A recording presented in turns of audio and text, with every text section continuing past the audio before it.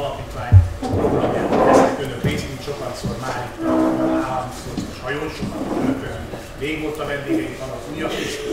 Ez a programunk, amelynek keretében ezt a konferenciát szervezzük, az Európai Unió támogatásával jött létre. Ez ügyszerű pályázaton nyertük arra a lehetőséget, hogy az euroszkepticizmusról tartsunk egy egyéves kutatással egybekötött konferencia sorozatot.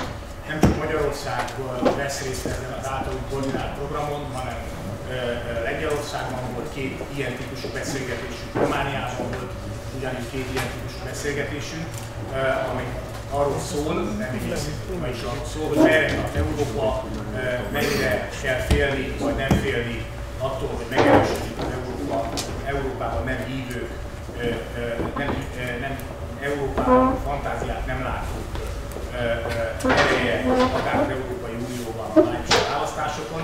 Ennek a programnak az is fontos szerepe van, hiszen ez a záró események a pályázatnak megjelentek, köszönjük a meghívott vendégeinknek, hogy mit lehet és mit lehet kezdeni az egyre erőteljesebben jelenlévő szélsőjobb Unión belül, és mit lehet kezdeni azzal a problémákkal, a napi normális életben a jelenlét eredményez, akár az unió szempontjából, akár egy ország belső élete szempontjából. A mai programnak 3 álló része van. Az elsőben politikusokat kértük fel, Európai Unió ügyekben járatos politikusokat. 2 szeretettel köszöntünk, 2 igazán komoly járatossággal rendelkező politikust, Kovács Lászlót és Balázs Péter, és úgy jelezte várjuk még Gulyás Gergelyt, aki jön. Úgy tudom, hogy jön. Köszönöm szépen. Kert Attilát kértük fel ennek az első szekciónak a koordinálására. Ezek után nemzetközivé válik a konferenciánk. Határon túlról hívtunk ezzel a kérdéssel foglalkozó előadókat egy beszélgetésre, szintén a politika mezőjéről, és a harmadik körben pedig elemzőket, kutatókat kértünk arra fel, hogy ennek a kérdéskörnek a kutatási részét járják körül. Szeretném, hogyha velünk töltenék ezt a erős fél napot. Azt remélem, hogy a végén talán egy kicsit bölcsebbek, de mindenképpen tájékozottak leszünk arról, hogy hogyan tovább. Jó magamnak vannak félelmeim az ügyben, hogy ténylegesen merre tart Európa. Én nagyon hiszek ma is abban, hogy a föderalizmus az egyetlen lehetőség, de azt látom, hogy ebben legalábbis nem növekszik a szám azoknak, akik ebben hisznek, és nagyon sokan vannak, akik az ellenkezőjében hisznek, és Magyarországon is, minthogyha ennek ellenkezőben hívők száma megérkezik. És erre a jó hírszóra megérkezett Gulyás Gergely, akit szeretettel üdvözlünk. Köszönjük szépen, hogy elfogadtad a meghívásunkat, parancsolj, és akkor át is adnám a szót a tisztelt társaságnak.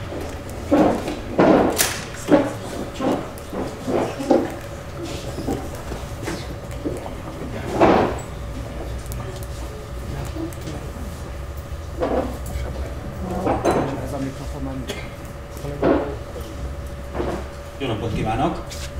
Hallatszik a mikrofonom? Hallatszik. Mindenkinek kellemes Mikulást kívánok, köszöntöm a vendégeket, és hogy teremtsünk egyfajta alapot, amire le lehet kezdeni a vitát vagy a beszélgetést. Azt szeretném kérni a jelenlévőktől, hogy egy gyors válaszban, egy képzeletbeli hőmérőn -5 és +5 fok között értékeljük azt, hogy Magyarország számára az elmúlt 9 év, 7 hónap mennyi pluszt és mennyi mínuszt hozott. Minden érvet és ellenérvet gondosan mérlegletéve vizsgáljuk meg. Az a kérésem, hogy önök szerint pluszba vagyunk vagy mínuszba, ezen a hőmérőn 0 fok nincs.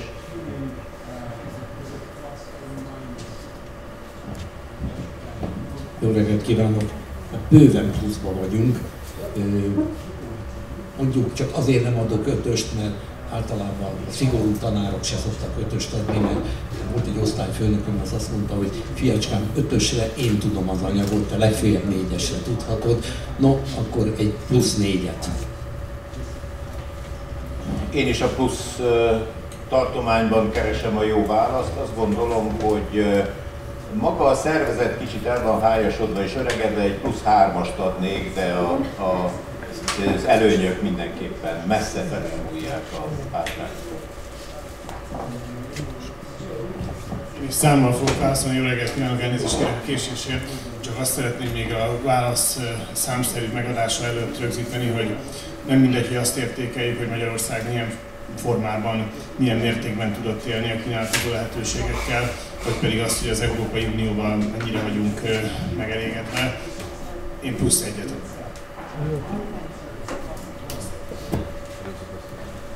Hát ez az éppen, hogy átment, hogyha jól értékelem. Ez bocsánat, ez a közepesnél jobb.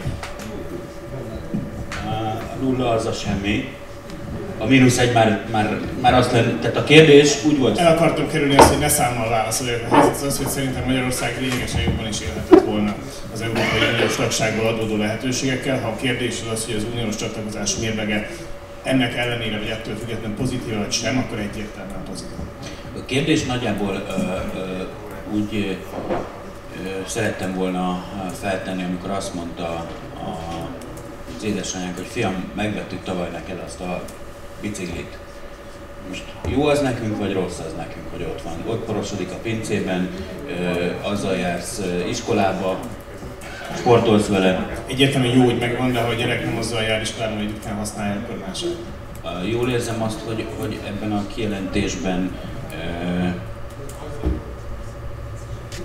azt összegzi, hogy tulajdonképpen ennek a kerékpárnak jobbak az adottságai, mint amikkel mi élünk. Magyarul az egyes osztályzat, a +1-es osztályzat, az részben saját magunknak betudható.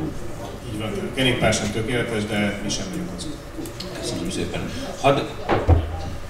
Én is hadd tegyek egy kiegészítő megjegyzést. A résztvevőkre bízva, hogy mindenki magába válaszolja meg.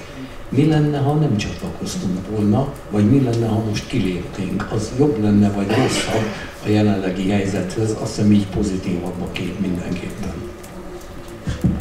Muszáj lesz levonnom egy pontot, mert ez az én kottámban volt egy későbbi pontjára a beszélgetésnek, hogy mindenki legyen és írja le, hogy hol tartanánk ma Európai Unió nélkül. Most egy személyes okfejtés következik, és utána azt szeretném kérni, hogy vitatkozzanak velem, hogyha tévedek. Én úgy vettem észre, hogy az elmúlt 23 évben ez a bizonyos Európai Unió egy olyan konszenzus volt, amit nagyjából 4-5 évvel ezelőttig talán az egyik utolsó konszenzusa volt a hazai politikai életnek, egy olyan konszenzus volt, amire hivatkozva lényegében minden politikai szándék alátámasztható, legitimálható volt, és amennyire én látom, ez a konszenzus most elveszni látszik. Az az érzésem, hogy ez egy olyan pozitív érv volt az Európai Unió, mint egy ultima ratio, amit minden mögé oda lehetett tenni, ami valójában nem volt kitárgyalva, nem sorakoztak mögötte pozitív érvek, hogy miért jó nekünk az Európai Unió. Mindenki szeretett volna európai polgár lenni éveken, sőt talán évtizedeken keresztül, de annak a konkrétumai azon kívül, hogy Zók Katinak lehessen Bécsben cukrászdája, nem voltak igazán kifejtve. Nem emlékszem az elmúlt évekből valóságos tartalmi pozitív állításokra az Európai Unióval, illetve a tagsággal kapcsolatban. Rosszul látom? Szerintem rosszul már, bocsánat, a nyers válaszért. Kezdem ebben az Európában lehetett, vagy Bécsben lehetett cukrátát nyitni, ez a bulvár sajtó bűne. Rengeteg érv hangzott el. Mit jelent az ország nemzetközi megítélésének a tagság? Mit jelent vonzerőbe? Jobb-e ott ülni a tárgyalóasztalnál, ahol döntéseket hoznak, vagy jobb elviselni a döntéseket, mert talán furcsán hangzik, amilyen döntést az Európai Unió hoz ma, amikor mi ott ülünk a tárgyalóasztalnál, még másik 27 országgal, az még Oroszországot is érinti, de még Kínát is. Tehát én azt gondolom, hogy csak jobb ott ülni, mint itt Európa közepén reszketve várni a másnapi híreket, hogy a tegnapi Európai Tanácsülés hogy döntött, vagy a nagyhatalmú ECOFIN, a pénzügyminiszteri tanács hogy döntött egy dologba, mert ez a kívülállókra is hat, nem csak azokra, akik benn vannak. Tehát ez a bécsi cukrászda ügy, ez Bulvár ezt ragadta ki, ezzel tudta legjobban nevetségessé tenni azt, hogy hát most kérem, hát hány ember van Magyarországon, aki egyáltalán cukrászdát akar nyitni, és az is lehet, hogy inkább itthon nyitna, és nem pont Bécsbe. Tehát én azt gondolom, hogy ez a bécsi cukrászda ügy, ez nagyon félreviszi a dolgot.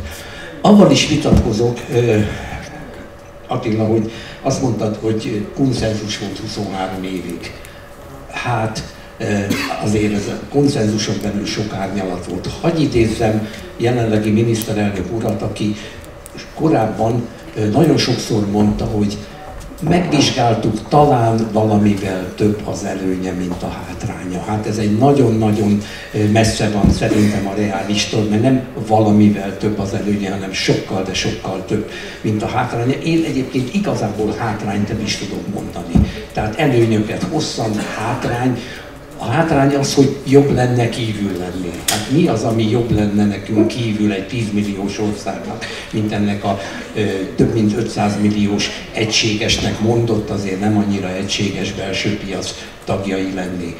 De hallottam én jelenlegi miniszterelnök úrtól, amikor az Integrációs Bizottság elnöke volt ellenzéki politikusként, olyan parlamenti felszólalást, amit később visszaidéztem neki, mikor nem éppen ebben a szellemben nyilatkozott. Ő azt mondta akkor, hogy ha csatlakozunk az Unióhoz, akkor bizony veszélybe kerülhet a nemzeti kultúránk, a nemzeti identitásunk, talán még a nyelvünk is. Parlamenti jegyzőkönyvben utána lehet keresni, lehet, hogy a sorrend nem volt pontos, de a nyelvünk is. És jóval később, amikor azt mondta egyszer, hogy akkor nem is azt mondta, hogy valamivel több, hanem több az előnye, mint a hátránya, akkor én erre reagálva a parlamentben elmondtam, hogy örülök, hogy ennyire pozitív irányba változott a véleménye. De egyébként még egy érdekesség, és ezért sem lehet a 23 évet egy ilyen monolit egységnek tekinteni. Én azt figyeltem meg, hogy amikor a Fidesz kormányon volt, akkor sürgette a csatlakozást, ez a 98-2002-es időszak volt. Úgy fogalmaztam akkor, hogy nem kopogott az ajtón, rugdosta az ajtót, annyira sürgette a csatlakozást.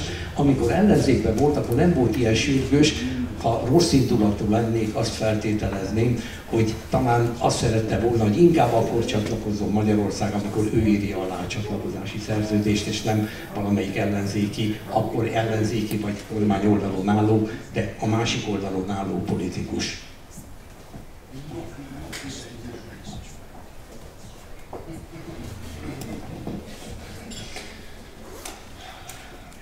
Tehát azért örülök annak, hogy a miniszter úr előttem kapott szót, mert ez jól mutatja azt a vitát, ami általában az Európai Uniós tagsággal kapcsolatosan Magyarországon folyik, és amilyen vádak a jelenlegi kormánypártokkal szemben elhangzanak. A kérdés szerintem nem az, hogy az Európai Uniós tagság helyes vagy nem helyes, mert nyilvánvalóan helyes érdekünkben áll. Nem is az a kérdés, hogy van-e más alternatíva, mert vagy nincs más alternatíva, vagy minden olyan alternatíva, ami még felelhető, az összehasonlíthatatlanul rosszabb, mint az Európai Uniós tagság. És ebben az egyetértés a politikai élet parlamenti szereplői között, most a Jobbikot ide nem értve, továbbra is megvan. Az egy más kérdés, hogy ma egy klub tagjaként ennek a klubnak a szabályaiba és a szabályok alakításába mi is bele kívánunk szólni, ugyanúgy, ahogy nálunk egyébként időnként sokkal durvább véleményekkel mások is beleszólnak. Most nem is az angolokat akarom mondani, mert azok ilyen szempontból szélsőségesen durva vélemények, gyakorlatilag az Európai Unió alapvető szabadságainak a megkérdőjelezése indult meg Anglia részéről, vagy az Egyesült Királyság részéről, de akár déli államokat is említhetnénk, tehát ez valamennyi Európai Uniós ország belpolitikájában téma, és miután az Európai Uniónak vannak azért életidegen szabályai, ezért ezeket természetesen adott helyzetben politikai erők egyértelművé teszik. Az, hogy csak jó része van az uniós csatlakozásnak, nem, szerintem vannak rossz részei is. Akkor, amikor kötelezettségszegési eljárások folynak Magyarország ellen, és minden kormány alatt folytak ezek, akkor az természetes, hogy van egy vita az Európai Unióval, hogy mi máshogy értelmezzük a közösségi jogot, vagy úgy gondoljuk, hogy ez nem tartozik annak hatálya alá. Ezek minden kormány alatt voltak, ezek jobb esetben szakmai szinten maradnak meg, rosszabb esetben nagyobb jelentőségű ügyekben politikai felhangokat is kapnak. Tehát az, hogy azt állítani, hogy az Európai Unió ma jól vagy tökéletesen működik, ezt szerintem még az uniós tisztségviselők sem mernék megtenni. Azt látjuk, hogy volt egy világgazdasági válság, ami Európát sújtja messze a leginkább, a leghosszabb hatása ezen a földrészen van. Lehet azon vitatkozni, hogy az Európai Uniónak megvannak egyáltalán megfelelő eszközei ahhoz, hogy hatékony gazdaságpolitikai válaszokat tudjon adni, vagy sem. De az biztos, hogy Európa egésze nem tudott megfelelő válaszokat adni, és azt látjuk, hogy míg a világgazdasági válság a világból lassan elmúlik, addig Európában itt marad, és továbbra is lassú gazdasági növekedést eredményez, és szerintem még strukturális problémákat is, szociális ellátásokkal kapcsolatos kérdések, amik mondom lehet, még akár azt is lehet mondani, vagy ezeket a problémákat felismerve még amellett is lehet érvelni, hogy vannak olyan területek, ahol az Európai Uniónak erősebb jogosítványokat kell kapni, tehát ez is egy útja az érvelésnek és a lehetséges jövőbeni alternatíváknak. Inkább szerintem a baj az, hogy azt nem tudjuk meghatározni, hogy melyek azok a területek, ahol az uniónak akár több jogot is kell biztosítani, és hol van az, ahol meg még annyit se kell, mint amivel ma rendelkezik. De mindezek a viták, és a cím azért jó, hogy eurooptimizmus és euroszkepticizmus, mert mi mindig azt mondjuk, hogy valójában mi nem ebben a vitában eurorealistaként szeretnénk részt venni, és szerintem egyébként a világgazdasági válság után Európa legtöbb államában ezek a viták folynak, és soha nem az a kérdés, amikor az Európai Unióval szemben valaki kritikát fogalmaz meg, hogy akkor most ki akar elépni. Tehát én ezt a fajta érvelést színvonalasnak sem tartom, és igazságosnak sem tartom. Én a miniszterelnök úrtól sem hallottam soha talán, olyat hallottam, hogy az Európainak több előnye van, mint hátránya. Szerintem ezt mindannyian így gondoljuk. Bocsánat, hadd kérdezek vissza, hogy ezek szerint az a megfogalmazás, hogy a szuverenitás teljes körű visszanyerése az az Európai Unióra átruházott jogok csökkentését jelenti csak. A magyar alkotmány egy nagyon szép fordulatot használ 2004 óta, a tekintetben semmit sem változott, ami azt mondja, hogy bizonyos hatásköröket az Európai Uniós intézményekkel közösen gyakorlunk. Ilyen értelemben minden nemzetközi szervezetben vállalt tagság az egyfajta szuverenitás korlátozás, ráadásul a magyar alkotmány, és nem minden európai alkotmány teszi ezt, a közvetlen érvényesülés lehetőségét az Európai Unió meghatározott joganyainak, rendeleteinek, irányelveinek biztosítja. Tehát ilyen értelemben ez egy szuverenitáskorlátozás, de egy olyan szuverenitáskorlátozás, amit az ország önként demokratikus választásokon Mit jelent ehhez képest a szuverenitás teljes körű visszanyerése? Ezek a kifejezések nagyrészt a gazdaságpolitikai szuverenitás területén hangzottak el, és sokkal inkább monopóliumokkal szemben, semmint az Európai Unióval szemben, úgyhogy így is kell ezt érteni. No, én azt gondolom, hogy ez az egész vita rossz körben folyik. Tudniillik, minden nagy vállalkozással, legyen ez egy ipari beruházás, vagy egy új színház létesítése, a politika két szakaszban kezeli az ügyet. Van egy egyszeri döntés, hogy megcsináljuk-e a beruházást, és utána van egy folyamatos üzemeltetés, egy fenntartás, egy működtetés. Az Európai Unióval kapcsolatban tipikusan ugyanez a két szakasz merült föl. Először az volt, hogy belépjünk-e, és minél előbb, és milyen föltételekkel, és jó-e, ez az egyszeri döntés. És most bent vagyunk, és folyamatosan kellene üzemeltetnünk ezt az új szövetségi rendszert, ezt az új környezetet, ezt az új fölsőbb kormányzati szintet, ami megfejeli a budapesti kormányzást. Én azt gondolom, hogy Magyarországon a konszenzus az egyszeri döntésre vonatkozott, tehát az, hogy jobb, ha belépünk, mint nem. Ugyanez jelentkezik ma például Szerbiában, ahol nagyon sok mindenben nem ért egyet a kormány és az ellenzék, kivéve egy dolgot, hogy lépjünk be az Európai Unióba. Ugyanezért tüntetnek ma Kijev utcáin, hogy legyünk bent és kint. Tehát azon mi már túl vagyunk az esküvőn, kérem, ha nem vennék észre. Most már a házas életet kéne élni. Na most a Nyalka magyar legény iszonyú jól udvarolt, teljes konszenzussal, és nagyon szépen viselkedett az esküvőn. Most a házas életet kellene ezzel a nagyon igényes, nyugat-európai hitvessel, akinek minden tekintetben nagyobb az igénye. És ezt nagyon rosszul csinálja a jelenlegi kormány. Tehát rosszul üzemelteti azt a hatalmas gépezetet, amit lehetne jól is üzemeltetni. Ugye a kormányfő teliszájjal szívja az Uniót, és iszonyú nagy találékonysággal röptent föl különböző gyalázó, sértő hasonlatokat, képeket. Ezeket sem a külügyminiszter, sem az Európai Ügyi Államtitkár halkabb megjegyzései soha nem tudják ellensúlyozni, mert hiszen ugye nagyobb ereje van egy miniszterelnöki kijelentésnek.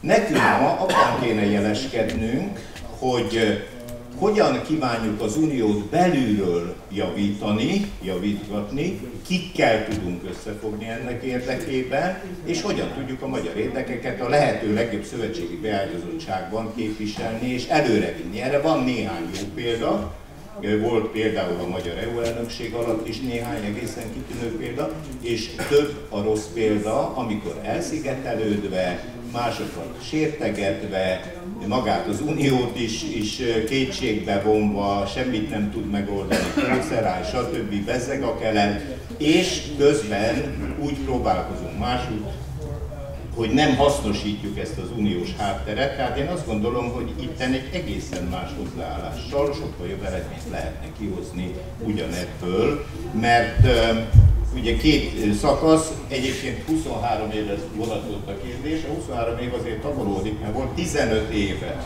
ez a bizonyos egyszeri beruházás, 89-től, amikor megteremtődött a politikai lehetősége, 2004-ig, amikor megtörtént a belépés. Utána jött egy olyan időszak, ami megint csak egy egyszeri, ez a mézes hetek, rövid ideig tartott, és hát óvodában van a beszoktatás, tehát a mi beszoktatásunk is kellő asszisztenciával végbe ment. Ezen is túl vagyunk. Most 1-2-3 éve vagyunk túl rajta, és most kellene igazán rákapcsolni arra, hogy használjuk is azt, amit megteremtettünk magunknak. Minden olyan érvelés, hogy kint vagy bent, hogy ha most lenne, akkor belépnénk-e, ez már rég idejét múlt, most előre kéne nézni. Csak hogy nem maradjon félreértés. Egy pillanatig nem állítom azt, hogy az Európai Unió tökéletes. Mert nagyon sok módosítás, javítás igenis indokolt. Én csak azt az összehasonlítást nem tartom reálisnak, hogy valamivel több az előnye, mint a hátránya, mert igazi hátránya nincs. Hátránya akkor lenne, ha azt mondanánk, hogy ha nem lennénk uniós tagok, akkor ez és ez jobb lenne. Ilyet nem tudok mondani. Hogyha elhangzott az esküvős kép, és nem állom meg, hogy ne ejtsek szót egy pillanatra én is arról, hogy 2 hete a keleti szomszédunkban 100 000-es tüntetés folyik az ország Európai Uniós tagsága érdekében, ekközben idehaza társulás. Hát igen, a tagsági folyamat megszerzése érdekében, mondjuk így az eljegyzés érdekében, ha már ennél a példánál vagyunk, nálunk szinte heti rendszerességgel hangzik el az, hogy Brüsszel valamilyen módon Moszkvához hasonlítják. Nekem az lenne a kérdésem, hogy a jelenlévő urak, hogyha a kijevi társulás sürgető tüntetőkkel beszélnek, milyen tanácsot adnának nekik, hogyha sikerrel jár az ő törekvésük, akkor mit csinálják másképp, mint ahogy mit csináltunk? Tekintettel, hogy 2 volt külügyminiszter van jelen, nem biztos, nekem kéne válaszadást kezdeni, de ennek ellenére, hogyha a jelenlévők megengedik, akkor annyiban kezdem, hogy én szerintem Ukrajna nagyon más helyzetben van, mint Magyarország, és éppen ezért a magyar tapasztalatokból nem feltétlenül lehet számukra is hasznos következtetéseket levonni. Én például miközben szimpátiával figyelem azt nyilván a világpolitika szempontjából sem lényegtelen küzdelmet, ami a nyugatbarát és a keletbarát európai erők között zajlik, nyilván a nyugatbarátoknak drukkolva. Akközben azért nekik is azt mondanám, hogy ma abban bízni, hogy ők rövid távon az Európai Unió tagjai lesznek, az teljesen egységes ukrán politikai elit esetén is felettébb kétséges, vagy illúziót jelent szerintem. Én szerintem az Európai Unió láthatóan a bővítési folyamatot úgy gondolja, hogy jó időre befejezte. És hogyha a 20-szal kezdődő években még a balkáni országok közül lesz, aki csatlakozhat, akkor azok az országok sikeresek voltak ebben a folyamatban. Tehát szerintem nem összehasonlítható az ukrán helyzet, és ott nem használható fel a magyar tapasztalatok. Viszont azt a megjegyzést, amit itt műsorvezető úr tett, az szerintem egy érdekes és fontos vita, és örülök, hogy elhangzott, mert ugyan valószínűleg nem hoztam volna szóba, de hogy mihez hasonlítjuk Brüsszelt. Arra kell, és egyébként a miniszterelnök személyisége szempontjából elismerésnek tartom, hogy ezek a viták, főleg nem jobboldali körökben, mint egy 15 éve Orbán Viktor beszédek szövegértelmezésével telnek. Úgyhogy ehhez én is adnék akkor szempontot. Tehát szerintem az észrevétel, az a beszédrészlet, ami úgy hangzott, hogy Brüsszel nem Moszkva, azt úgy lefordítani, hogy a miniszterelnök Brüsszelt Moszkvához hasonlítja, az alapvető szövegértési képesség teljes hiánya. Ugyanis a helyes összefüggés az úgy áll fenn, hogy a miniszterelnök összehasonlította Brüsszelt Moszkvával, és arra jutott, hogy nem ugyanaz. És ebben a formában is erre azért van szükség a magyar belpolitikában, mert sokan úgy viszonyulnak brüsszeli véleményekhez, mint a Moszkvából jövő véleményekhez viszonyultak. Tehát szerintem azt az alaphelyzetet, azt mindenki számára el kell fogadni, hogy az, hogy mi az Unió egyes intézményeivel vitatkozunk, ez nem azt jelenti, hogy bárki ki akarna lépni az Európai Unióból. És ebből a szempontból az a retorika, ami még az is előfordulhat, hogy időnként nem helyes, nem erre a mondatra utaltam, de lehet időnként nem helyes. Ez az Európai Unió, és erre próbáltam utalni, szinte valamennyi tagállamában kormányzati tényezők részéről, időnként baloldali kormányzati tényezők részéről is megtalálható, fellelhető. Tehát ilyen értelemben, főleg a válság időszakában, amikor a belpolitika kiutat keres, akkor azt mondja, hogy hát, ha az Unió nem működik tökéletesen, akkor természetesen ezt is tegyük szóvá. Sehol nem az uniós bürokrácia választ kormányokat, tehát ilyen szempontból ez a politikai törekvés érthető, és hogyha a fogalmazás világos, még helyes is. Ha nem világos, akkor természetesen már lehet mondani, hogy helyes vagy sem. Bocsánat, még egy mondatot szeretném volna csak, hogy tudunk-e olyat mondani, aminek nem örülünk, és ami az Európai Unióval összefüggő negatívum. De az, hogy a Malév megszűnt, azt én szerintem például nem egy pozitívum, és természetesen mögött egy téves kormányzati magatartás is állt. Most hagyjuk, hogy melyik kormány volt. Az a kormány, ami a Malévnek olyan állami támogatást adott, ami az Európai Unió szabályai szerint meg nem engedett volt. De ettől még lenne magyar légitársaság valószínűleg, hogyha nem lennénk az Európai Unió tagjai. Tehát tudunk ilyeneket mondani, ezért aztán a fontos az nem az, hogy ne lenne egy-egy olyan terület, ahol joggal kritizálhatnánk az Európai Uniót, mert valamelyik tagállam ezt teszi. Hanem az, hogy azt tegyük egyértelművé, és szerintem ezt a kormánypártok mindig egyértelművé tették, és én is itt igyekszem egyértelművé tenni, hogy nem kérdés az, hogy az Európai Uniónak lényegesen több előnye van, mint hátránya, és ezen a vitán valóban annyiban túl is vagyunk, hogy ebben a házasságban élünk, és szemben a kordivattal senki nem akar válni.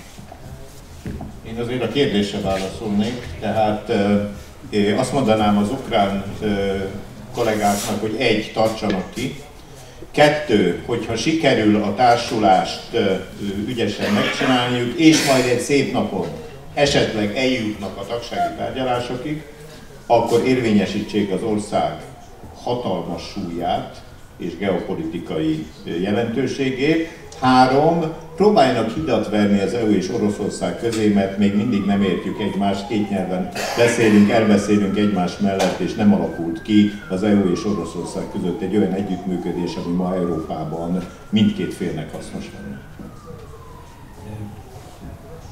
Mielőtt az ukrán kollégámmal mondjuk beszélgetve elmondanám a véleményemet, vagy valamit mondanék erre, azért arra emlékeztetnék, hogy, és ezt jó, ha az ukránok is tudják, hogy Ukrajna uniós társulása, még csak nem is tagságról van szó, társulás. Van egy ország, amelyik nem tudom én, több mint 2 évtizedes társult státuszban van, és ez alatt nem jutott közelebb a belépéshez, és nagyobb, mint Ukrajna. És szintén közel van Oroszországhoz. Nos, elmondanám nekik, hogy a orosz stratégiai érdekeket, mondjuk úgy primér stratégiai érdekeket Ukrajna társulása, de még esetleg tagsága sem érint.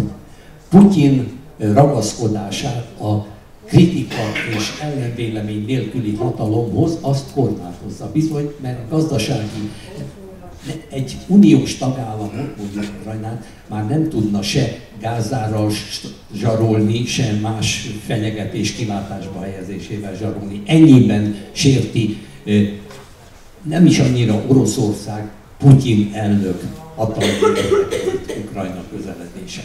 Biztatásul pedig elmondanám nekik a következő személyes történetet.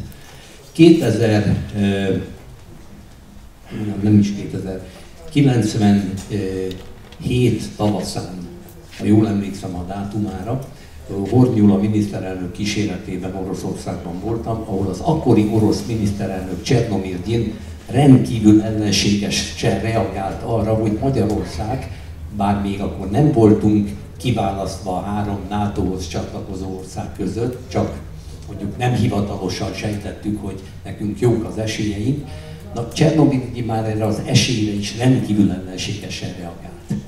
2 évvel később Jevgenyi Primakov, akkori orosz külügyminiszter Budapesten járva, 4 szem közt a következőt mondta nekem.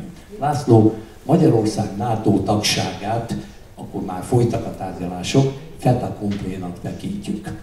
És innentől már a személyes véleményét mondta, ha végig gondolom a magyar történelem legutóbbi időszakát, különös tekintettel 1956-ra, még meg is értem a csatlakozási törekvést.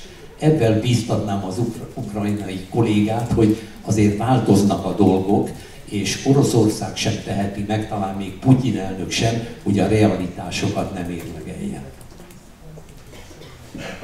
Próbáljunk akkor egy kicsit visszatérni 1200 kilométert.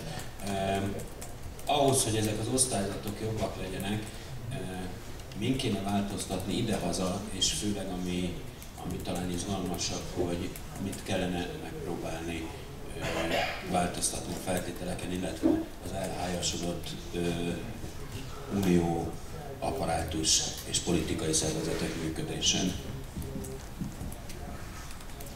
Elkezdem.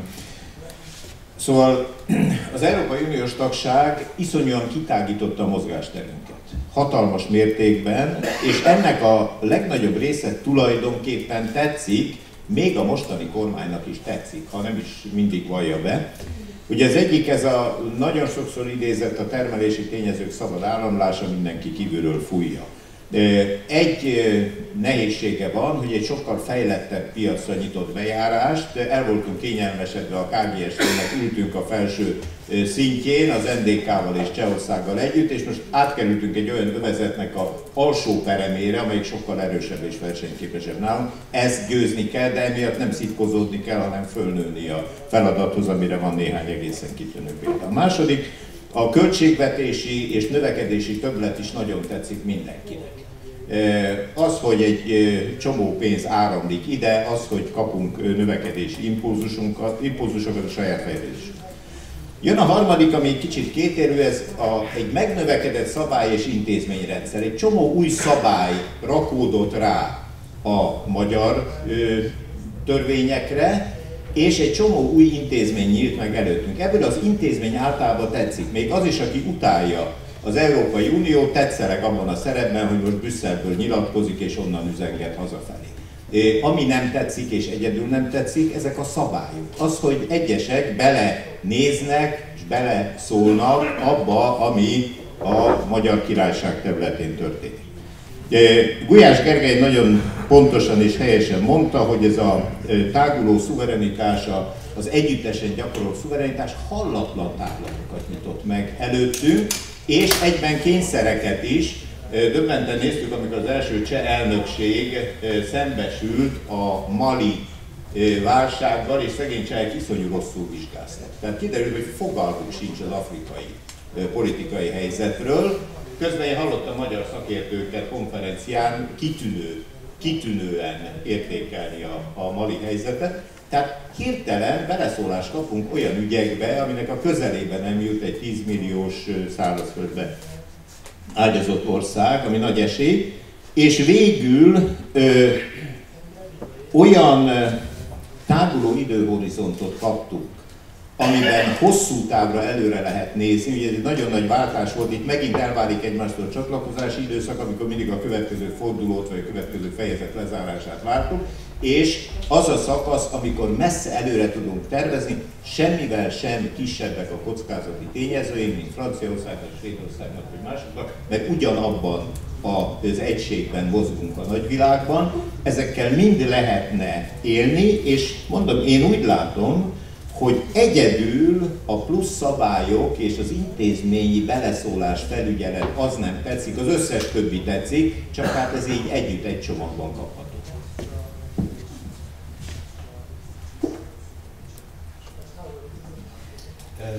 Nem tudom megállni, hogy Gulyás Gergely két megjegyzésére ne reagáljak. Az egyik, amivel egyetértek, ez a manév megszűnése. Engem nem volt soha semmi közöm a manévhoz, de egyszerűen borzasztó rosszul érintett, hogy a Nemzeti Légitársaság megszűnt. Nekem külügyminiszterként kétszer is alkalmam volt a világ majdnem minden jó légitársaságát kipróbálni, de olyan, ahol otthon éreztem magam a fedélzeten, olyan csak a manév volt.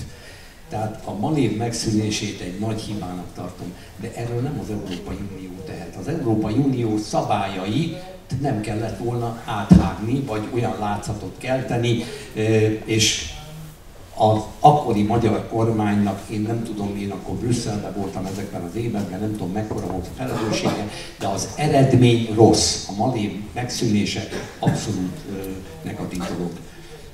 Nem így áll a helyzet a Brüsszel, nem Moszkva, ugyanis miniszterelnök úr nem ezt mondta.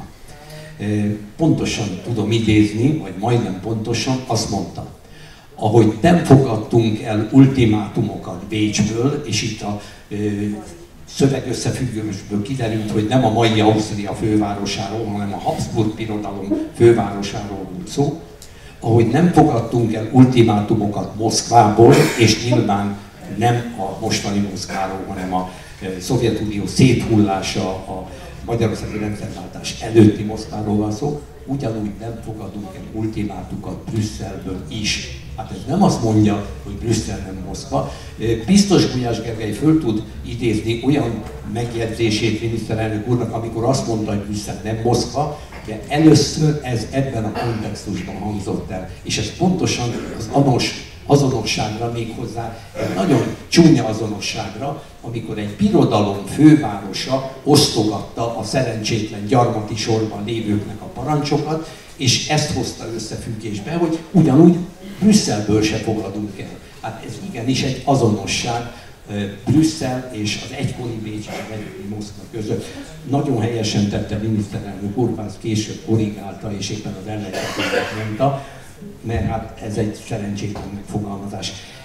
Nekem a politikával eltöltött jó néhány év alatti tapasztalatom, hogy politikus általában kétszer gondolja meg, hogy milyen nyilatkozatokat tesz, és egy miniszterelnök meg ne kétszer, hanem 10-szer gondolja meg. Mindegy, hogy milyen párti miniszterelnökről van szó. Na most, hogy mit lehetne javítani? Nagyon sokat.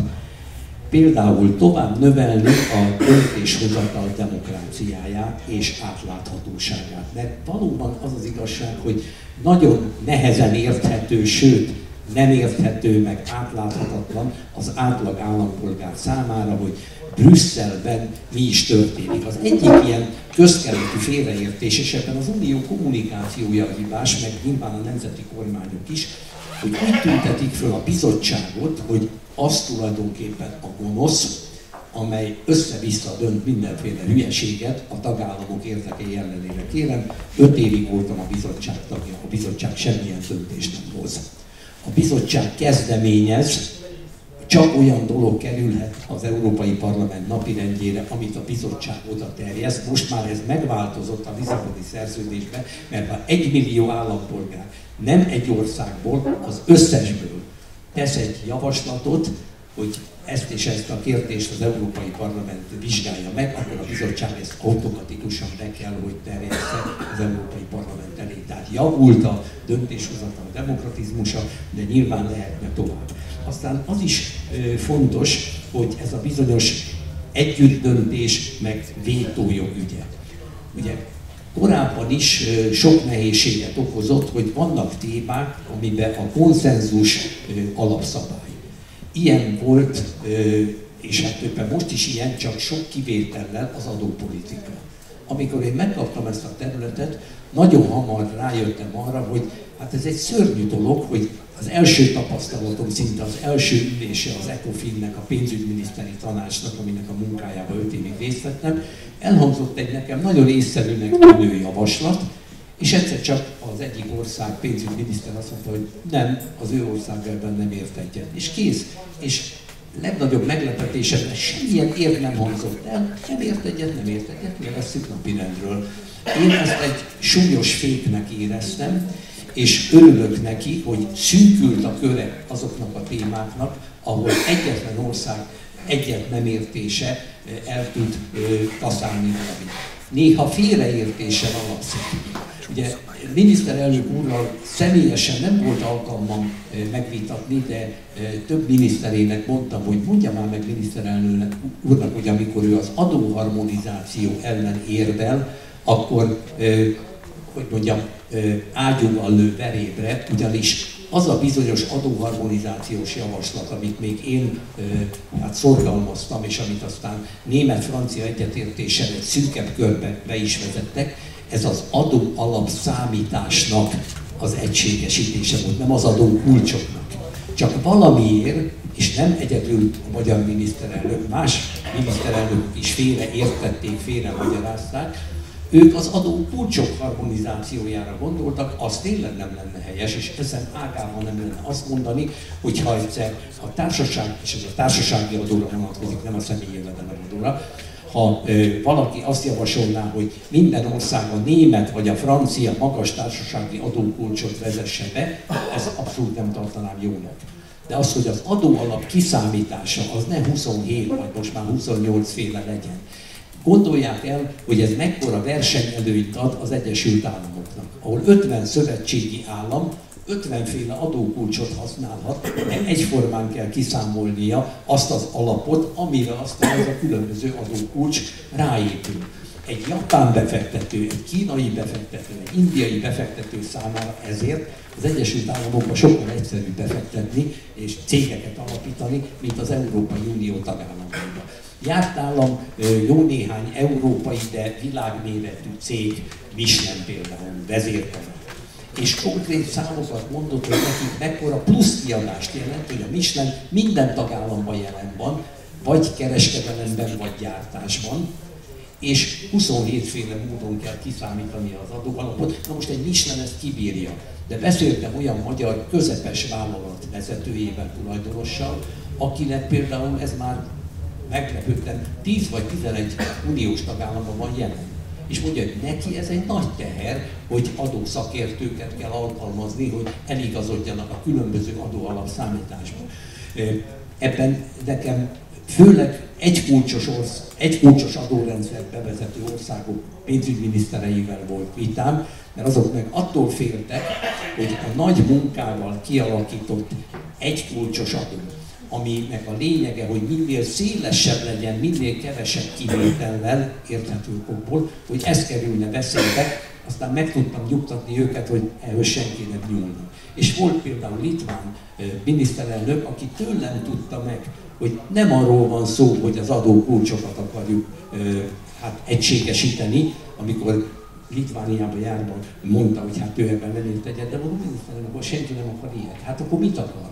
Elmondtam, mi? Azt hát ebben semmi baj, mondom, akkor legyen kedves a biztosának, a bizottságiban lévő litván tagnak, korábban litván pénzügyminiszter, most meg köztársasági elnök Litvániába, mondani, hogy akkor tájékoztassa ön pontosan, hogy miről van szó. Tehát ilyen félreértésekből is adódnak néha értelmetlen ellentétek. Az nagyon tetszett, amit Gulyás Gergely mondott, ez a szuverenitás együttes gyakorlása. Tulajdonképpen erről kell szó legyen. Csak ez az együttes persze azt jelenti, hogy a közös szabályokat, amikor mi csatlakoztunk, ugye akkor egy 12 tagú közösséghez csatlakoztunk, az a 12 tagú közösség akkor már, egyesek már 50 éve formálták ezt a közös értékrendet és szabályrendet, és amikor a jogharmonizációs folyamat elkezdődött, minden csatlakozás azzal kezdődött, akkor akkori kormány igazságminisztereként dolgozó Vastag Pál barátommal tréfálkoztam, és mondtam, hogy Pali, az adóharmonizáció nem azt jelenti, hogy a Verbőci 3-as könyv és az uniós acquis communautaire félúton találkozik. Nem. Az azt jelenti, hogy a magyar jogrendet kell hozzáigazítani a jelenlegi jogrendhez, amit akkor ugye 12 állam alakított ki, és mikor a török pénzügyminiszter azzal érvelt nekem, hogy már pedig a Rakinak nevezett, soha nem kóstoltam állítólag ihatatlan török pálinka, csak a hegyi törökök tudják. Azt mondták, hogy a hegyi törökök tudják csak meginni, nem tudom, én nem kóstoltam, hogy a Rakira pedig nem lesz jövedéki adó. Ezt nyugodtan fogadjam el tőle, mondtam, hogy lesz rá, vagy Törökország nem lesz az unió tagja. Azt mondja, na de hát Magyarországon is úgy tudja, hogy a pálinka főzés az adómentes, hát akkor még nem volt az. Mondtam, hogy Magyarország egy átmeneti mentességet kapott, ami 2011 végén lejárt, de miniszterelnök úr ugye a pálinka főzés szabadságát is besorolta a szabadságharc témái közé. Most már folyik a kötelezettségszegési eljárás, és tudtam, hogy előbb-utóbb el fog kezdődni, csak nem elsők között, nem annyira fontos kérdés. De nincs, ha egyszer az a szabály, hogy a pálinkára jövedéki adó van, akkor átmeneti kedvezményt lehet, végleges adómentességet nem lehet. Hát ez lehet, hogy egyik a hátrányú. Legyünk őszintén, hogy lehet, hogy aki nem lesz jövedéki adóköteles.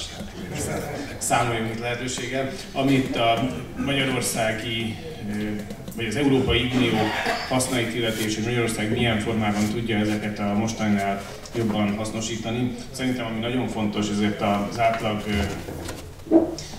választópolgárok, cégek leginkább ezzel találkoznak, hogyan tudjuk felhasználni az Európai Unióból érkező Magyarországnak járó forrásokat. És szerintem ennek az első 7 éves költségvetési időszaknak a mérlege az lesz, hogy elég jelentős arányban, tehát az egész mezőnyt nézve, az élmezőnyben veszünk, elég jelentős arányban tudjuk majd lehívni a forrásokat, de nem biztos, hogy azok a célok, amelyeket ennek a költségvetési időszaknak a kezdetén kijelöltünk, azok minden tekintetben helyesek voltak. A valódi kis és közepes vállalkozások nagyon nehezen, igazából csak közvetett módon tudtak profitálni ezekből az uniós forrásokból. Mindenféleképpen indokolt, szükséges ezen változtatni a következő 7 éves költségvetési időszakban. Valóban a versenyképesség és a szabad piac olyan szempontból fontos, hogy azért ismerünk jó néhány olyan magyar gazdasági társaságot, hogy 2004 után egy sikertörténetet mondhat magáénak, azért mert nemzetközi viszonylatban az uniós piacon is versenyképes volt. Ezek a jó példák, ezt lehet látni, hogy ha valahol van technológiai tudás, kreativitás, akkor igenis az Európai Unió a cégek, gazdasági társaságok részére komoly lehetőséget biztosít. Malév ügyben én utoljára követtem el azt a hibát, hogy a szocialista kormány felelősségét az Európai Unióra próbáltam hárítani, és köszönöm szépen a tekintetben a miniszter úrnak a kiigazítását.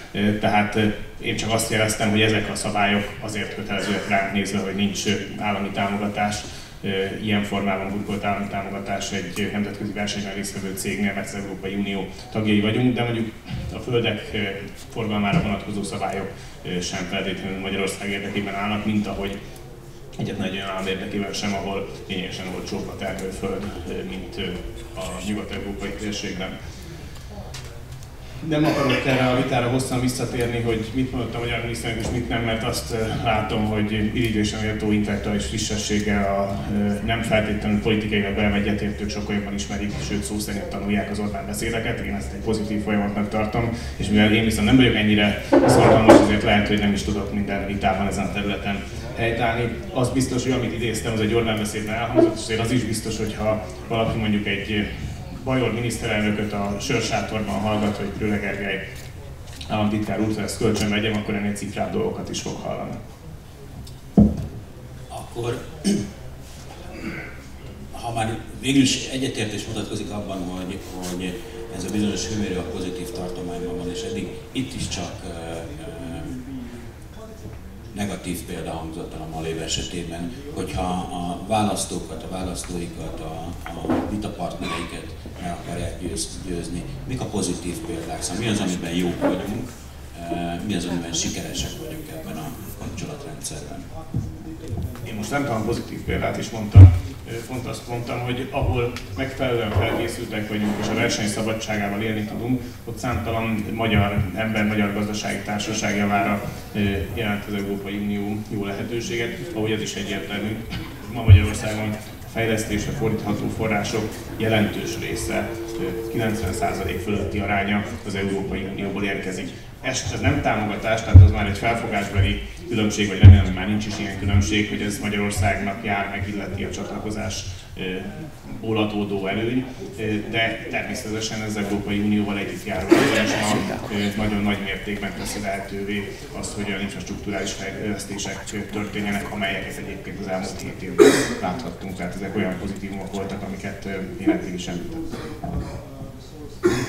Azért tegyük hozzá, hogy ha például az Európai Unió fejlettebb államai nem nyújtanának foglalkoztatási lehetőséget annak a pontosan nem ismert, de esetleg félmillióra becsült magyar munkavállaló tömegnek, amely itthon nem talál kedvére való, vagy egyáltalán nem talál munkát, akkor itthon a politikai feszültség sokkal, de sokkal nagyobb lenne. Mert akkor ezek az emberek mind a határon belül lennének, úgy, hogy ez rövid távon persze jó, hogy pénzt keresnek, meg tanulnak is dolgokat, szakmát, idegen nyelvet, hosszabb távon nagyon rossz.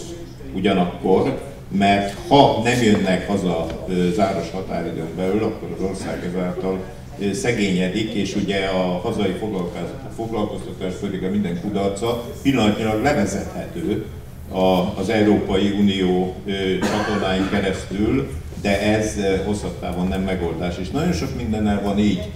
Én magam a regionális politikával foglalkoztam a bizottságon belül, és ott kristálytisztán látszott, amikor az ember az összes tagállamnak az igényeit és a pénzfelhasználásait látja, hogy az jár jól, akinek van saját terve. Tehát aki nem arra vár, hogy majd az Unió ad valamit, és azzal kezdünk valamit, hanem neki vannak nagyon határozott fejlesztési szándékai, kidolgozott tervei, és ahhoz oldalról becsatornázza az uniós eszközöket, és a saját terveit váltja valóra.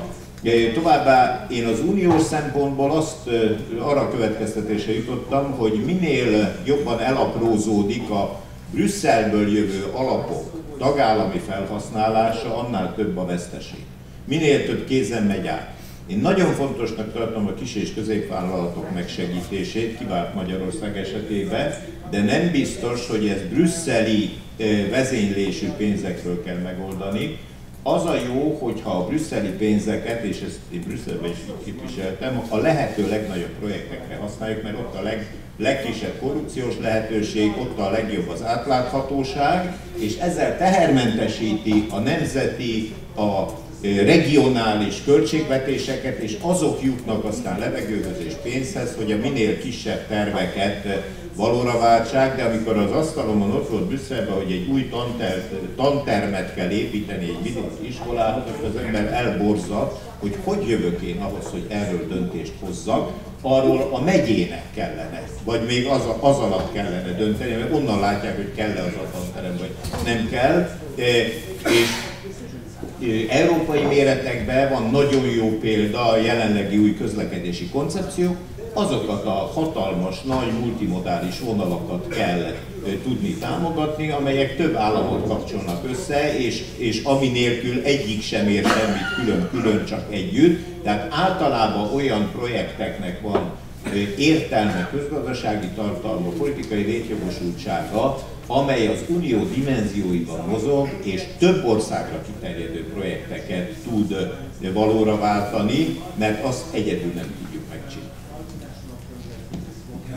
A szó esett itt a munkavállalás szabadságáról, lehetőségéről.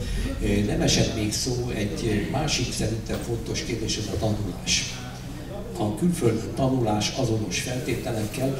Nekem egy nagyon érdekes élményt jelentett az utcában, ahol laktam Brüsszelben. Az utca végében volt egy kis élelmiszerbolt, oda jártam vásárolni, egyedül értem ki, család itthon, és rendszeresen megfordultam, és időnként megszólítottak magyarok. És megszólított egy hölgy, és kérdezem, hogy mit csinál itt turista, nem azt mondja, a két gyerekemet látogatom meg, Az egyik az a bizottság apparátusában dolgozik, azt javult önöknél, a másik pedig a Lőveni Egyetemen tanul. És még egy kicsit beszélgetünk ide, hogy teljesen átlagos magyar család, tehát nem valami nagy jövedelemmel rendelkező, aki megengedheti magának, hogy az egyik gyerek az Lővenbe tanuljon, a másik pedig annyit tanult már előtte, hogy kikerülhetett a bizottság, kutya nehéz egyébként, több tízezer jelentkezőből választják ki egy sokfordulós felvételi vizsga alapján, aki oda bekerül, de aki bekerül, egy életre szóló tudást is kap, hiszen ott minden elképesztő előnnyel jár egy ilyesfajta kinti munka, de minden külföldi munkát, nem állítom, hogy a tányérmosogatás is, de minden külföldi munka, ami már valamilyen komolyabb munkahely, az megalapozza azt is, hogy utána idehaza jobbak a lehetőségei. Én a külföldi tanulást és külföldi munkavállalást most ilyen értelemben a szakmai fejlődés szempontjából is jelentősnek látom, miközben teljesen egyetértek Péterrel, hogy hát, több lenne a munkanélküliek. Ugye a statisztikákban, nem tudom mennyire köztudott, a hivatalos statisztikában nem csak a közmunkásokat számolják be, de a külföldön munkavállalókat is, akik az ottani nemzeti összterméket gyarapítják és adót is ott fizetnek, hát valóban foglalkoztatottak, csak nem éppen a magyar gazdaságban. Tehát rengeteg ilyen előny van, amit egyetértek Gulyás Gergellyel, mindent jobban ki lehetne használni, és bízom benne, hogy ahogy jobban megszokjuk ezt a számunkra sok tekintetben nagyon új világot és újfajta szabályrendszert, úgy azért egyre jobban fogjuk, egyre jobban eligazodunk a brüsszeli útvesztőkbe. De még egyszer szeretném hangsúlyozni, nem a bizottság hozza a döntéseket, hanem a tagállamok, a illetékes miniszterek tanácsa, mondjuk a minden pénzüggyel, gazdaságpolitikával kapcsolatos döntést az ECOFIN hozza, illetve a igazán nagy horderejű kérdéseket pedig a kormány és államfők tanácsa, az úgynevezett Európai Tanács. Számomra ilyen szomorúan komikus dolog volt, mikor egy-egy tagállam pénzügyminisztere vádlóan mutogatott Brüsszel felé mondjuk egy adópolitikai ügyben, miközben ugyanazzal a kezével szavazott igen 2 héttel korábban az ECOFIN-be, mert a vétójogával nem élt, tehát megakadályozhatta volna, de akkor ő ebben nem látott problémát, hazai használatra megtartotta azt, hogy hát igen, ez a gonosz Unió, a gonosz Brüsszel. Nincs ilyen, hogy gonosz Brüsszel. Az Európai Uniónak vannak intézményei, ezek közül valamelyiknek csak javaslattevő és végrehajtást ellenőrző szerepe van ez a bizottság, van, aminek döntési szerepe van ez az Európai Parlament, nem mindenben, van, amiben csak vélemény mondhat, amiben mindenképpen, minden kérdésben dönthet az Európai Tanács, az a miniszterek, illetve a kormány és államfők tanácsa, de maga az Európai Unió az 28 ország. Ezért nem értik, volt biztos kollégáim szoktak velem viccelődni, a valahol a világban egy nemzetközi konferencián találkozunk, és arról faggatnak, hogy ebben a szabadságharcban, amit a ti kormányfőtök hirdetett, ebben ti tulajdonképpen hol álltok? Mert ugye ott kell áldotok, mint gyarmatosításra ítélt szerencsétleneknek az unió gyarmatosító törekvéseivel szemben a szabadságharcnak azon frontján. De mivel egy vagytok a 27-ből, most már 28-ból, hogy vagytok a gyarmatosítók között is, és akkor 1/28 részben felelősek vagytok a gyarmatosítási kísérletekért. Hát erre nem tudok okos választ adni, és szívesen hallanám, hogy Gulyás Gergely tudta erre egy tanácsot adni, hogy ő mit mondana ebben az esetben, hol is állunk, mi melyik oldalon. Nem biztos, hogy a magyar irodalom álmomban 2 macska voltam, kezdetű remekülőre hívnám fel a figyelmet, hanem azt mondanám, hogy hallgasson még jó sok más miniszterelnököt, akik mondom ennél időnként erősebb kritikákat is megfogalmaznak az Európai Unióval szemben.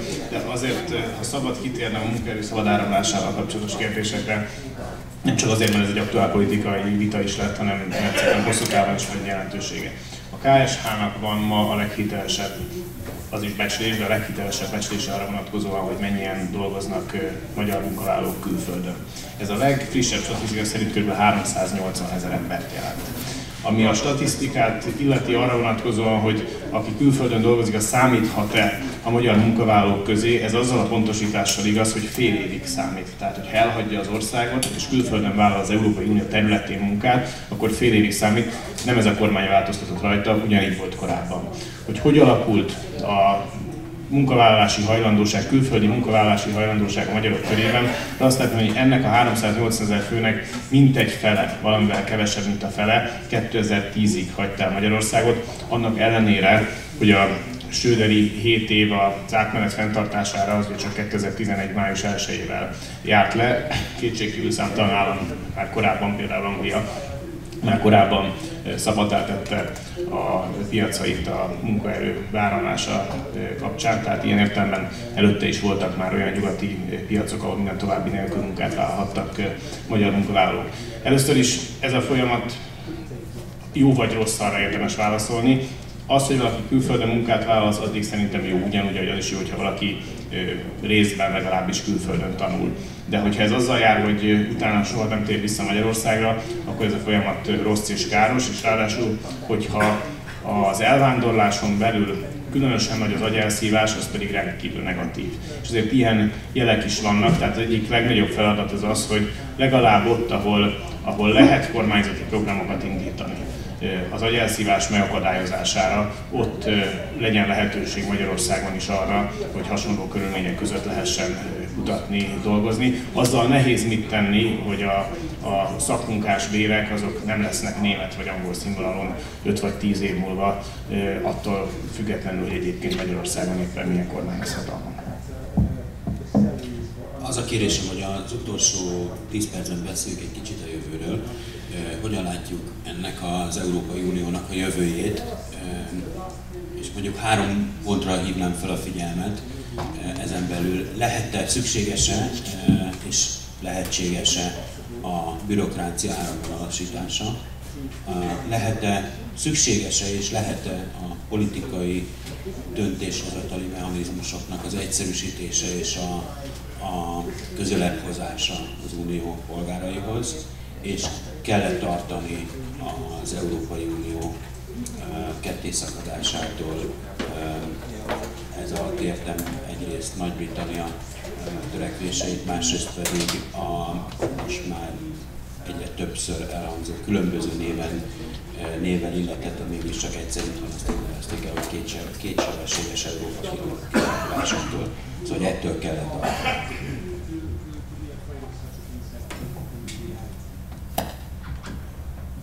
Na, elkezdem. A legfontosabbnak a politikai döntéshozatalt gondolom az egészből. Tudniillik, megnehezült nagyon az a fajta örökölt uniós rendszer és annak a működtetése, továbbvitele, amit 6 ország hozott létre. És ami azon alapszik, hogy mindenki mindenütt jelen van. Mind a 6 tagállam mindig ott volt, és ez most 28-al szinte kilátástalan. Olyan időigény merül föl, hogyha ott mindenki elkezd beszélni, nagyon közismert a nyelvi rezsimnek a bonyolultsága, a fordításoknak az iszonyú mennyisége. Tehát nem megy már tovább az, hogy az eredeti modellt most 28-ra tágítva próbáljuk még mindig működtetni. Nagyon nehéz innen tovább lépni, iszonyú nehéz, mert senki nem mond le semmiről. Én magam küzdöttem még az európai alkotmányozás idején az egy ország, egy biztos elvén, mert úgy gondoltam, hogy Magyarországnak is jár majd az a hely. Aztán, mikor bennültem a bizottságba, akkor láttam, hogy ez egy őrültség volt.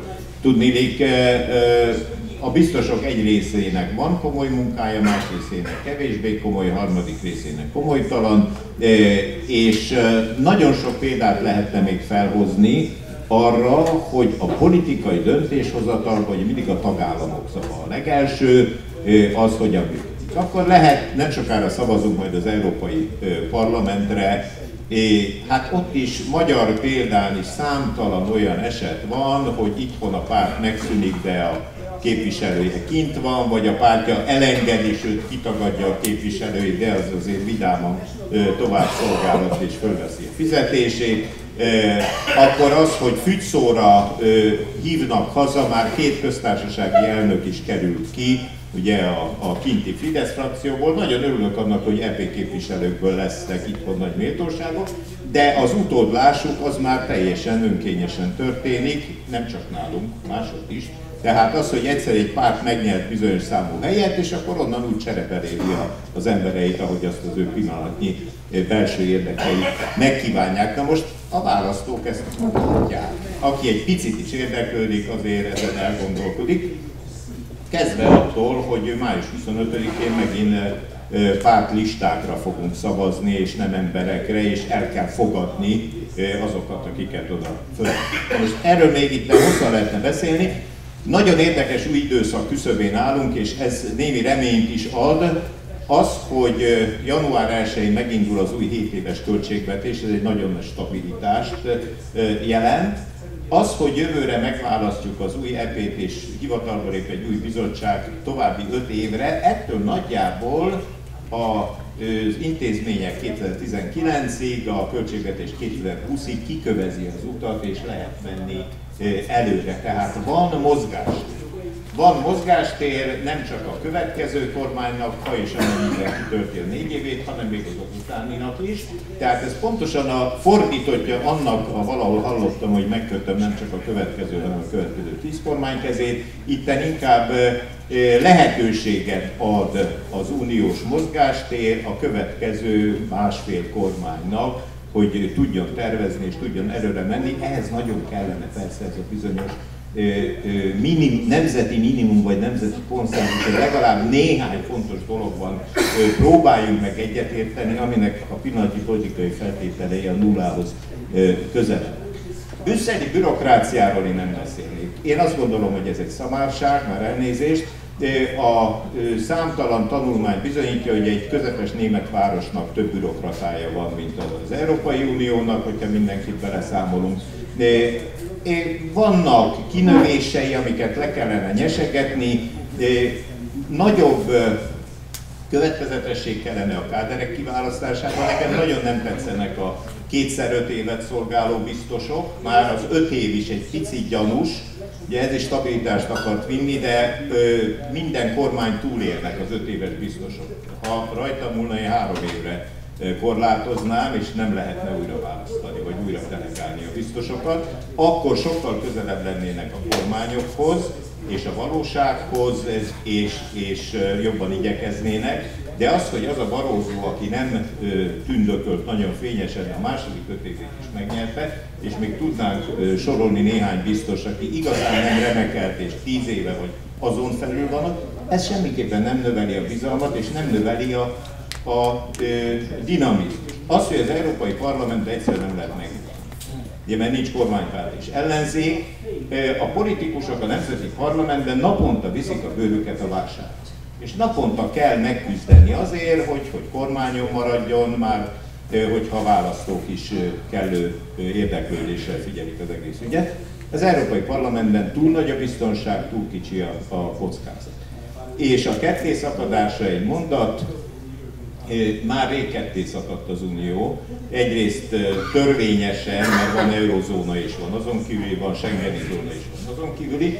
Itt nem ketté szakad, ez kicsit divat is mondani, hogy az észak meg a dél, inkább egy nagyon nagy középső terület és egy lefoszló periféria képe rajzolódik ki. Az eurozónát sokan úgy képzelik, hogy ez egy kemény mag, ezt úgy szokták is rámondani, nem kérem, ez a lakosság, uniós lakosság 2/3-át felölel. Tehát ez egy hatalmas nagy tömb, és viszonylag kevesen vannak, akik a széleken nem tartoznak hozzá ebbe a fegyelembe, vagy kikívánkoznak belőle. Tehát itt Magyarország érdeke az lenne, hogy ne a lefoszló perifériához tartozzék, ne Törökországhoz, Oroszországhoz hasonlítsák a politikai gyakorlatát, hanem próbálja meg mozogni az unió centruma felé, amint ezt igen halkan a magyar külügyminiszter is szokta mondani. A Péterre reagálva szeretném elmondani, ez az egy ország, egy biztos ügye. Én is azzal érveltem, hogy minden ország jelölhessen egy biztost.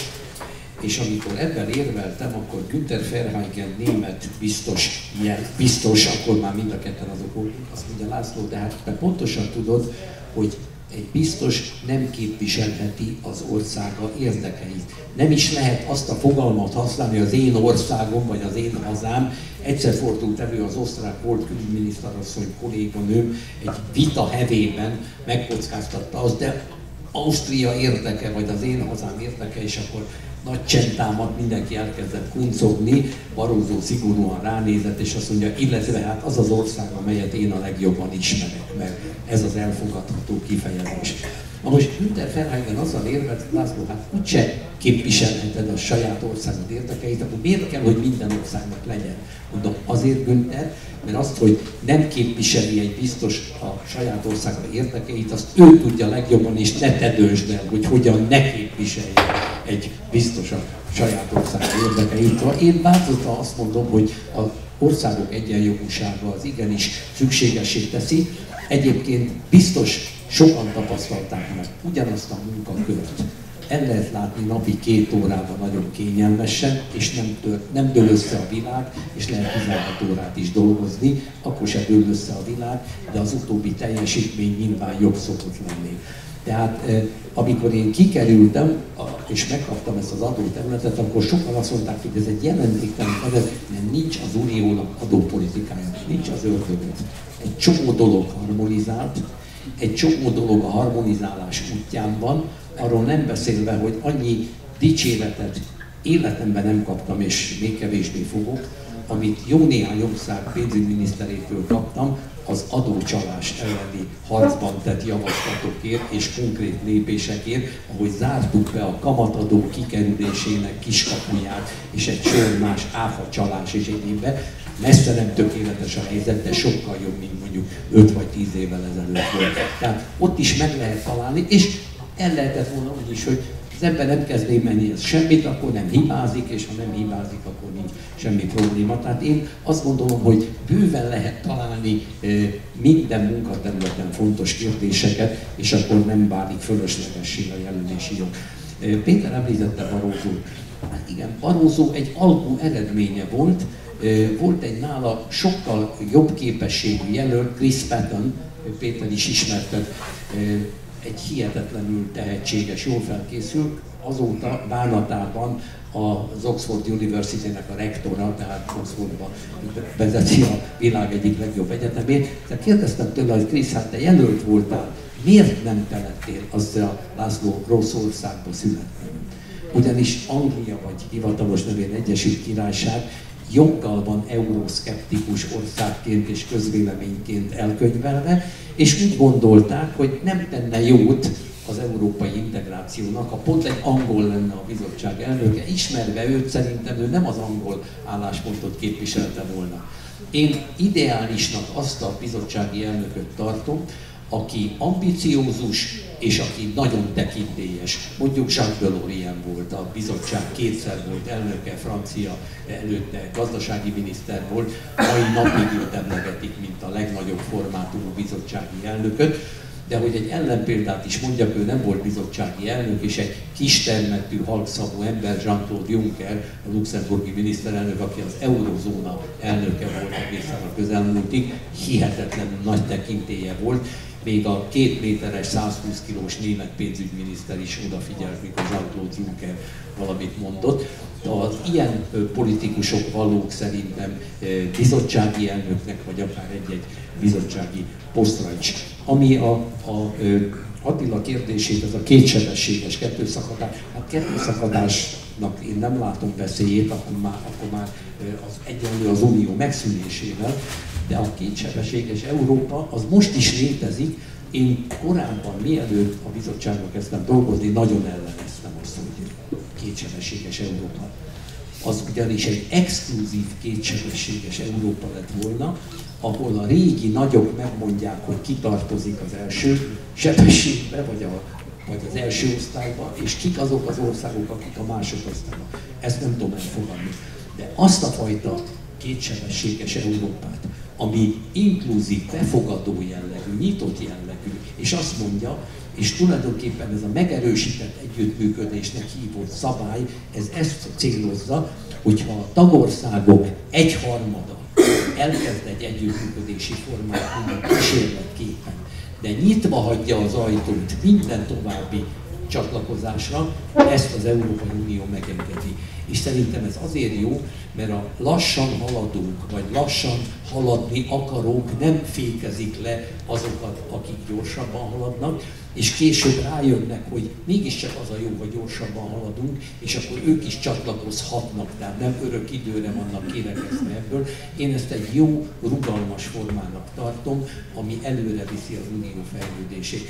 Én ugyanis abban hiszek, hogy minél mélyebb az integráció, és minél bővebb a köre egy bizonyos határig persze, Azerbajdzsán nem hiszem, hogy valaha is az Európai Unió tagja lesz, de minél mélyebb az integráció, minél bővebb a köre, annál erősebb, amit röviden csak Európának szoktunk nevezni, és az a tapasztalatom, hogy a globális térben zajló helyi válságok, legyen az arab tavasz, Szíria, vagy bármelyik más térség, egy ilyen Európai Unió egyre pozitívabb szerepet tud játszani, már a válság megelőzésében.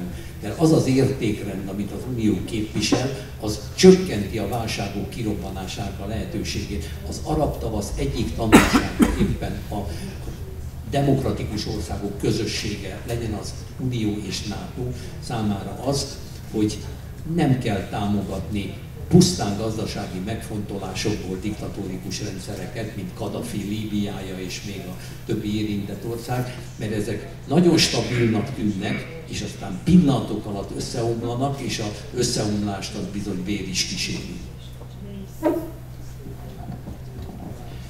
Úgy látszik, abban az asztalnál egyetértés van, hogy az Európai Unió ma sem egységes, és ráadásul szerintem egyre kisebb az esélye, hogy ez a törekvés erős marad, hogy legyen minden tekintetben egységes. Tehát a portugál, a spanyol, majd a görög csatlakozásnál még szerintem az egy erős célkitűzés volt, hogy ezeknek az országoknak a felzárkóztatása az megtörténjen és a kohézió az erős legyen. Ehhez képest szerintem jó eséllyel mondhatjuk azt, hogy a kohéziós politikára olyan nagyságrendű pénzek most utoljára ebben a 7 éves költségvetési ciklusban állnak rendelkezésre, amelyek érdemben és nagy mértékben segíthetik a kevésbé gazdag tagállamoknak a felzárkózását, és vannak valóban az unión belüli határok, ilyen Schengen, és ilyen a valutaunió is.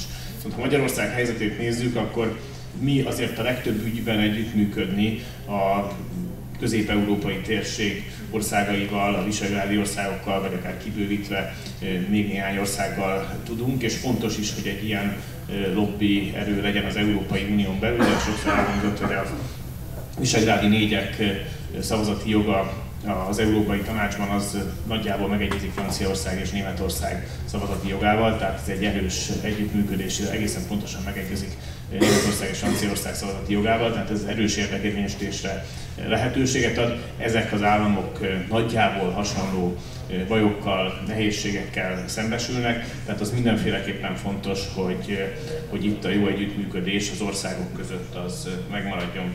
Az, hogy Magyarországot ne Törökországhoz, ne Isten Oroszországhoz hasonlítsák, ez egy pozitív célkitűzés, hogyha megtaláljuk a nemzeti minimumot, és ebben esetleg ellenzékiek is közreműködnek, azt köszönettel vesszük, és egyébként ez az Európai Unió magyarországi megítélését is csak javítani fogja. Szerintem az nem reális, hogy az Európai Unió szétesne vagy szétszakadna, azzal viszont reális lehetőségként, nem biztos, hogy bekövetkező, de reális lehetőségként számolni kell, hogy az Egyesült Királyság esetleg kilép az Európai Unióból, bár szerintem valószínű, hogy erre nem kerül sor, de mint lehetőség ezzel érdemes számolni. Köszönöm szépen akkor a résztvevőknek, és visszaadom a szót a rendezőknek. Köszönöm szépen. Köszönjük szépen, akkor most lesz egy kis szünet, és akkor folytatjuk a következő körben nemzetközi terekre. Nagyon szépen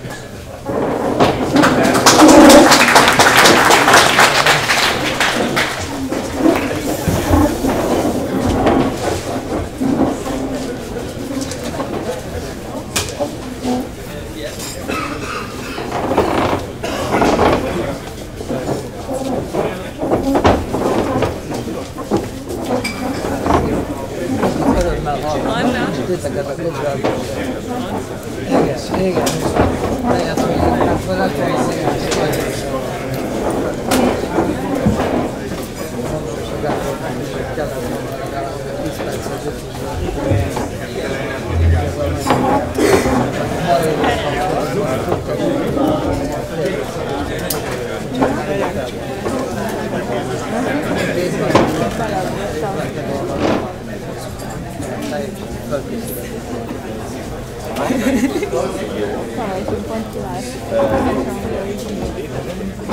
Van tolmácsolás.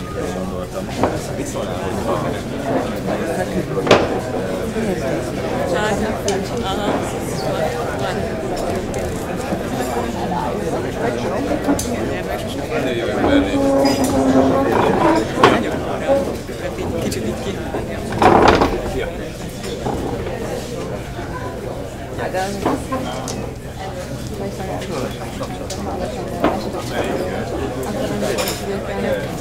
Izémet fordított.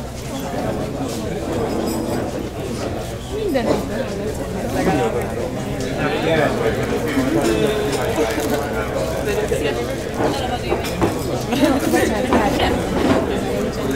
Nekem még hát is nem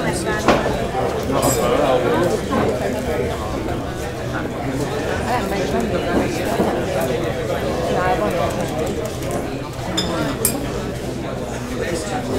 olyan egész napig filmben.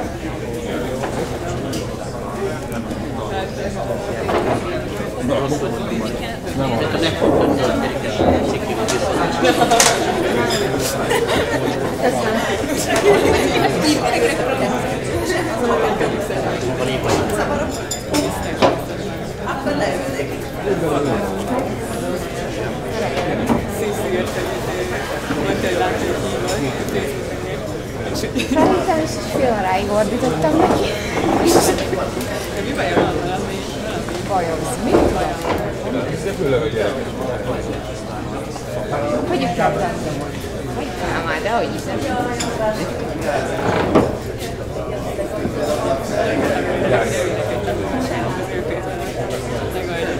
Kéne valami jövője időben.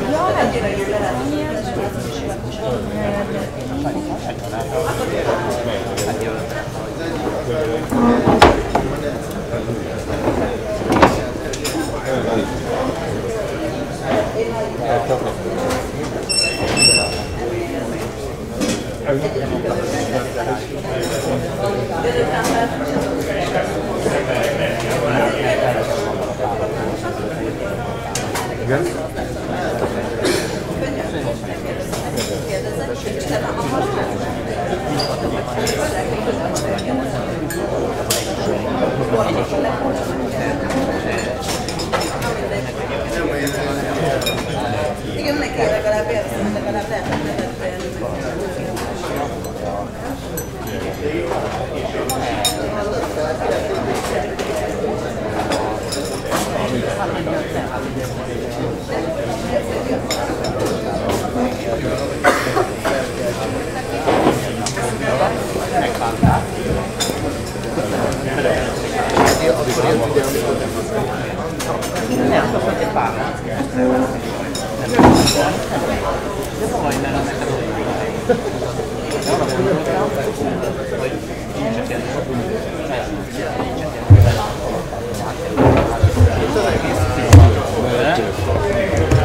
Később